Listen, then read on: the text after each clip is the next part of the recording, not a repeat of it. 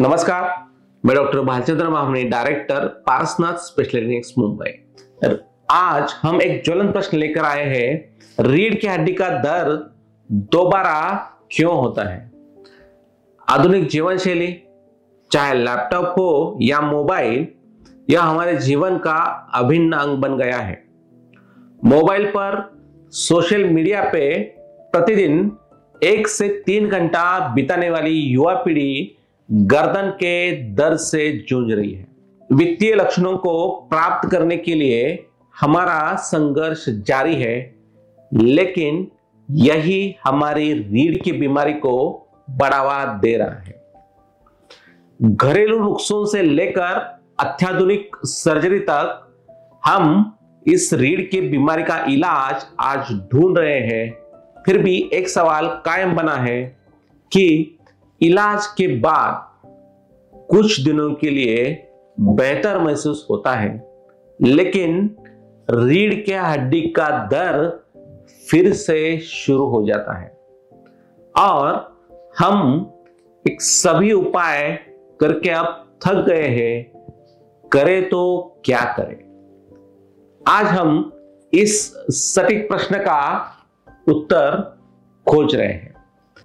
आधुनिक विज्ञान के अनुसार सर्जरी के बाद पीठ दर्द का रिकरेंस होना, इसके लिए बहुत कुछ कारण बताए गए हैं, जिसमें रीढ़ की हड्डी के डिकम्प्रेशन सर्जरी के बाद दबाव में आने वाली नसों को फ्री किया जाता है, लेकिन यह हो सकता है कि डिजेनरेटेड डिस्क हो या रीढ़ की हड्डी को बांधने वाले लिगामेंट्स हो या इस रीढ़ के हड्डी के जो फैसेट जॉइंट्स है उसमें घिसाव या टूट फूट होने की वजह से इन नसों पे दोबारा दबाव बन जाता है और सर्जरी के बाद पुनः स्वरूप ये रीढ़ का दर्द निर्माण हो जाता है। साथ ही पोस्ट ऑपरेटिव डिकम्प्रेशन के परिणाम स्वरूप जो भी रीढ़ के हड्डियों में ऑपरेशन किया गया है उसके ऊपर या नीचे की जो डिस्क है उन पे प्रेशर बढ़ जाता है, जिसमें वहां पे स्टेनोसिस या डिजेनरेशन होकर वहां पे टूट फूट हो जाती है और इसके परिणाम स्वरूप नसों में दबाव आ जाता है या एक नई डिस्क में डिजेनरेशन होने की वजह से ये रीढ़ की हड्डी का दर्द पुनः निर्माण हो सकता है। इसके साथ साथ हमारे जो दैनंदिन गतिविधियां हैं, जिसमें हमें 8-8 घंटे तक अब ऑफिस में बैठ के काम करना पड़ता है या हमें काम के लिए लगातार यात्रा करना पड़ती है, जिसमें ट्रेन से हो या बस से हो या 2 व्हीलर से हो या 4 व्हीलर से हो, बहुत बार ज्यादा डिस्टेंस के लिए हमें ये यात्रा करनी पड़ती है।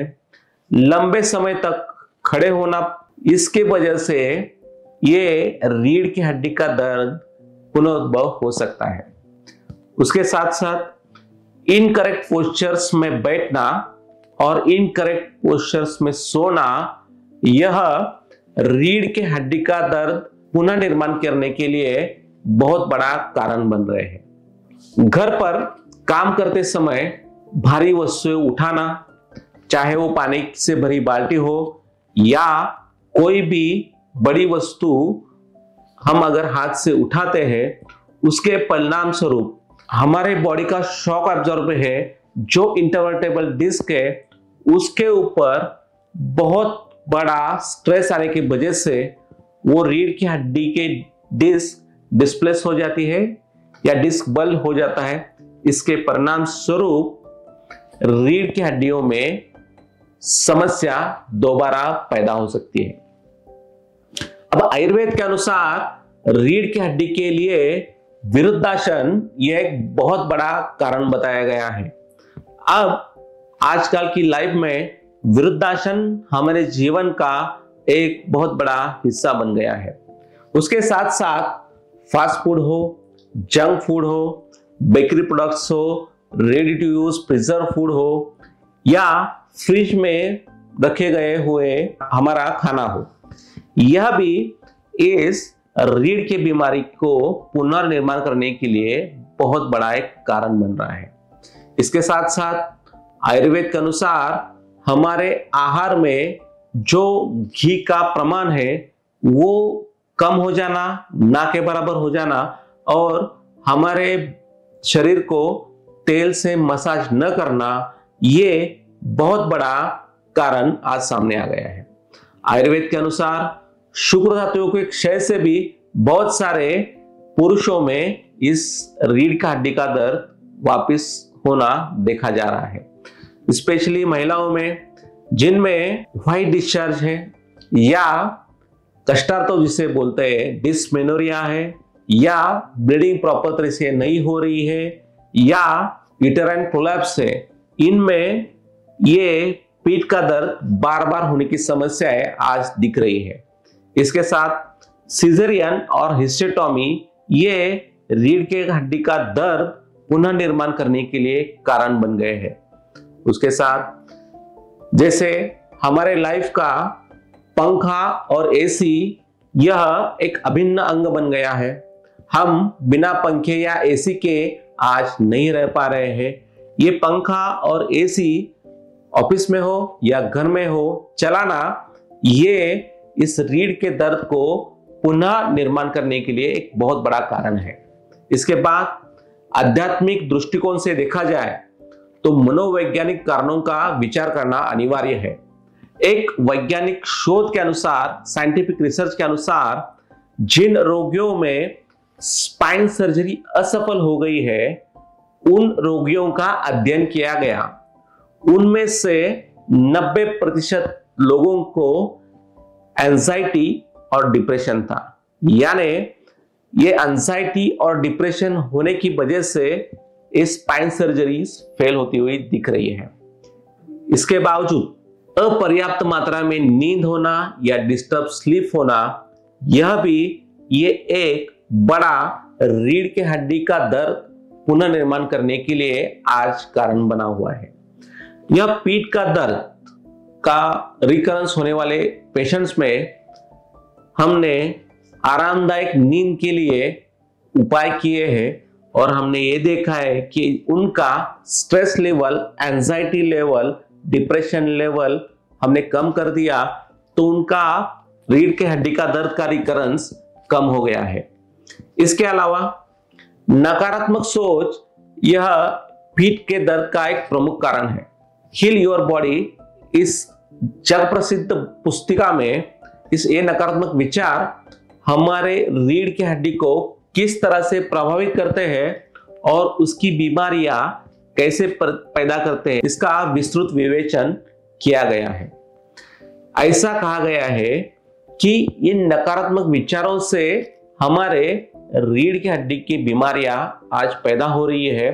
उनके लिए कुछ सकारात्मक विचारों का बदल हमने पेशेंट्स में किया और इसके बाद हमें यह पता चला कि जो भी इस सकारात्मक विचारों का अभ्यास कर रहे हैं उनमें रीढ़ के हड्डी का रिकरेंस बहुत अच्छी तरह से कम आ गया है। इसके बावजूद हमने मेडिकल एस्ट्रोलॉजी के स्पेशलिस्ट से भी इस रीढ़ की हड्डी के रिकरेंस के लिए बहुत ज्यादा खोज की। उसके अनुसार हमें पता चला कि ग्रहों का होने वाला जो परिणाम है उसके फलस्वरूप या वास्तु दोष के फलस्वरूप बहुत सारे लोग इस रीढ़ की हड्डी का शिकार हो रहे हैं और उनमें रिकरेंस हो रहा है। इसके लिए पर्याप्त उपाय और जो भी त्रुटियां थी वो ठीक करने के बाद उनमें पुनरावृत्ति कम हो गई है, ऐसा हमें देखने को मिला है। इस सभी दृष्टिकोणों का पर्याप्त विचार करने के बाद एक बात ध्यान में आती है कि आदमी कितना भी अमीर क्यों ना हो, स्वास्थ्य खरीद नहीं सकता। अंत में एक छोटी सी कथा देखते हैं।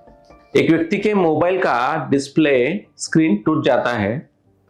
वह व्यक्ति मोबाइल के दुकान पे जाके दुकानदार से बोलता है, मेरे को अच्छे से अच्छी क्वालिटी का डिस्प्ले डाल के दो। वो डिस्प्ले चाहे कितना भी महंगा हो, मैं जो भी पैसा है देने को तैयार हूं।